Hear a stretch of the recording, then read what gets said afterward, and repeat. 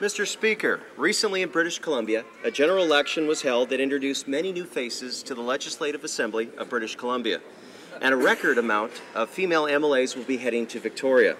In my area, I would like to congratulate first-time MLAs Linda Larson in Boundary-Similkameen and Jackie Taggart in Fraser-Nicola, along with Penticton Mayor Dan Ashton being elected to the provincial level for the first time, and Ben Stewart also being successfully re-elected in Westside Kelowna.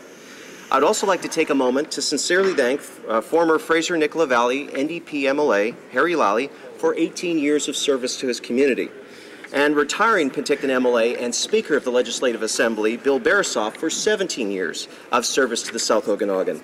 I greatly enjoyed working with both Harry Lally and Bill Barasoff and would like to wish both gentlemen very well in their future endeavors. I look forward to working with our new and re-elected MLAs in the years ahead. Thank you, Mr. Speaker.